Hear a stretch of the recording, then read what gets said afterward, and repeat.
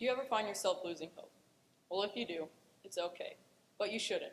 When you lose hope, a part of you gets lost too. Hope is that little voice inside your head that whispers maybe when it seems like the entire world is shouting no. I really started using hope when my grandma had to start on oxygen. It was okay because it was normal for people her age, but it was the first major thing that happened. And then she got breast cancer. And that was really hard for me because I'm really close with my grandma, and it was just really difficult for me to process. And to make it worse, I found out she had an aneurysm in her aorta and in her liver. But my family and I got through it with hope. When she moved from Kokomo, Indiana, down to the Villages, Florida, I guess the sickness followed her because she didn't get better. It got to the point where she needed a double lung transplant. And then again, something went wrong. She has some sort of paralysis in her stomach, and she can't digest food. So the doctor said, the doctor put her on a feeding tube, and she might be on a feeding tube for the rest of her life. But I know that she will get through it because she's one of the strongest people I've ever met. My grandpa has also had health problems. He's had a heart attack, bladder cancer, and he's had his kidney removed.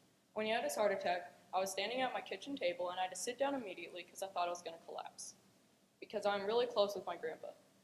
I remember when every single time he comes down at Christmas, or when he used to come down at Christmas, we'd walk to Big Lots and Dollar General that were close to our house, and he would buy me whatever I want.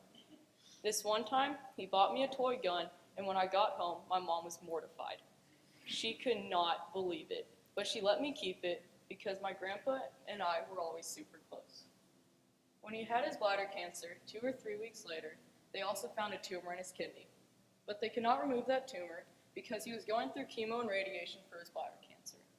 But once he got his bladder cancer removed, they removed the kidney, and now he's out putting on those greens and living his life. So the church and the Bible are a big part in my life, and when I go, my mentor, Miss Rogers, is a very faithful person like me, and she told me that when she wakes up in the morning, she immediately reads her Bible. And if you don't have a Bible, it's okay, because a motivational book will also work. It's funny to think that a quote could last you maybe a week, maybe a day, or even possibly a lifetime. She really started using hope and faith when she lost her first husband. She said that this was the hardest experience that she's ever had to go through, but she knew that she was going to get through it because God had a plan for her. The church and the Bible are a big part of my life, and when I go to church, it's my alone time to sit down and think about all the problems that I have going on. And if one problem's too big for me to handle, that's when I ask God. Deuteronomy 31:8 says, "The Lord himself goes before you and will be with you. He will never leave you nor forsake you. Do not be afraid, do not be discouraged." It just means God has a plan for you, so you don't have to worry about what's happening 2 days from now. You worry about what's happening now. Luke 1:37 says, "For nothing is impossible with God." And if you erase the M from impossible, what does it spell? Possible.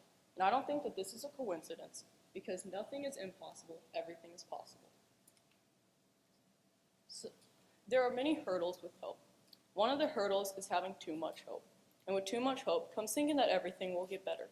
Well, some things are not meant to get better, but you have to use your mind to overcome that. Another thing is your mindset. The hopeless person will sit down, put their head between their knees, and not do anything.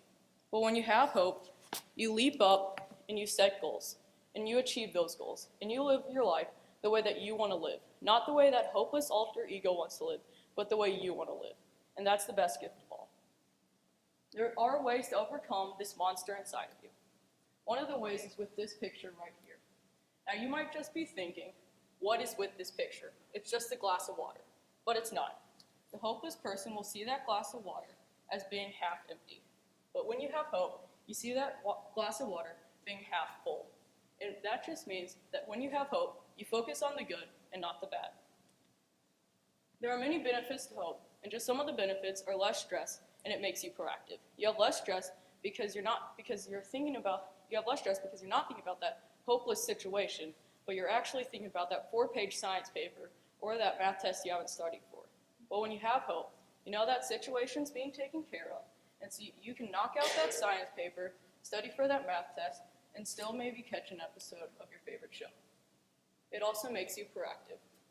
Because when you are not thinking about that aforementioned hopeless situation, you're thinking about your life. You're thinking about your goals that you want to set, and you're thinking about how to achieve those goals.